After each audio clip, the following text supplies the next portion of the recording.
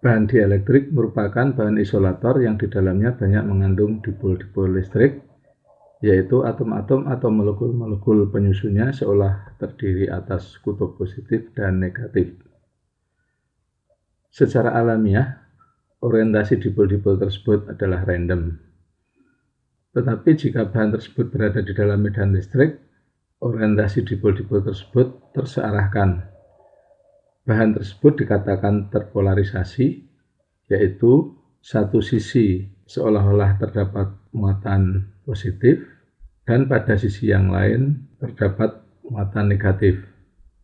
Dielektrik yang terpolarisasi dapat meningkatkan kapasitas muatan kapasitor. Bahan tersebut pada umumnya juga menunjukkan gejala pirolistrik dan piezoelektronik sehingga dapat digunakan sebagai detektor suhu atau inframerah dan juga detektor tekanan.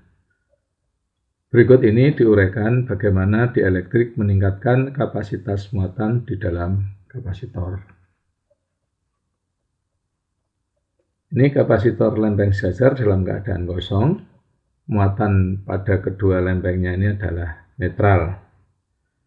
Kapasitansi kapasitor ini adalah C0 sama dengan epsilon 0 A per D, di mana epsilon 0 ini adalah permitivitas ruang hampa, A ini adalah lebar masing-masing lempeng, dan D ini adalah jarak antar lempeng.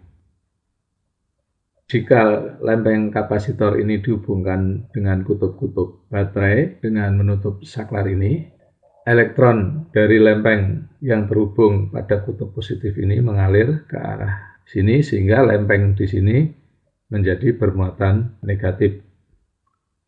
Muatan positif tertinggal di sebelah kiri ini sehingga ini menjadi muatan positif. Di antara kedua lempeng ini terjadi medan listrik yang berasal dari lempeng positif menuju lempeng negatif. Besarnya muatan positif dan muatan negatif pada masing-masing lempeng adalah seperti berikut ini. Ini adalah diagram kapasitor yang di dalamnya terdapat bahan dielektrik. Diperlihatkan di sini orientasi dipol-dipol listriknya masih acak, sehingga secara keseluruhan bahan ini terlihat netral. Ketika masing-masing lempeng ini dihubungkan dengan kutub-kutub baterai dengan menutup saklar ini, maka muatan negatif dari lempeng kiri mengalir ke kanan, sehingga terjadilah medan listrik E di dalam kapasitor ini yang berasal dari lempeng positif menuju lempeng negatif. Medan listrik ini mempengaruhi orientasi dipol-dipol di dalam bahan sehingga tersearahkan sedemikian sehingga permukaan di dekat lempeng positif ini seolah-olah terdapat lapisan muatan negatif, sedangkan di dekat lempeng negatif ini terdapat lapisan yang bermuatan positif.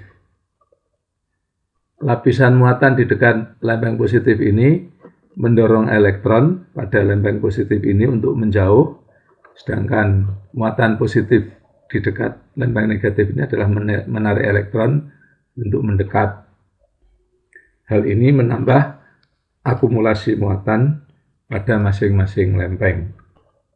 Kapasitas kapasitor ini menjadi C sama dengan epsilon 0 A per D, yang mana epsilon ini adalah dikenal sebagai permitivitas bahan yang dinyatakan seperti berikut. Dengan CE ini adalah suseptibilitas bahan, yaitu suatu konstanta positif.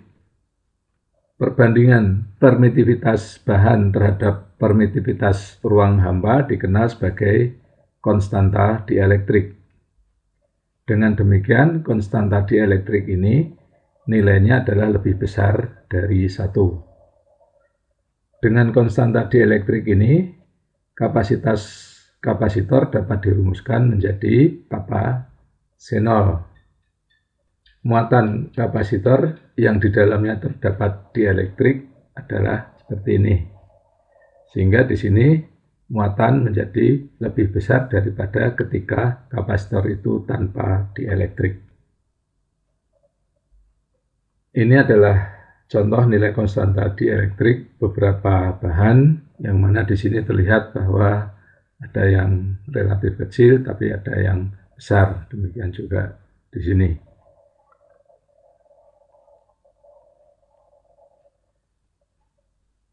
Demikian uraian tentang dielektrik dan kapasitor. Saya Heri Purwanto, selamat belajar, merdeka belajar.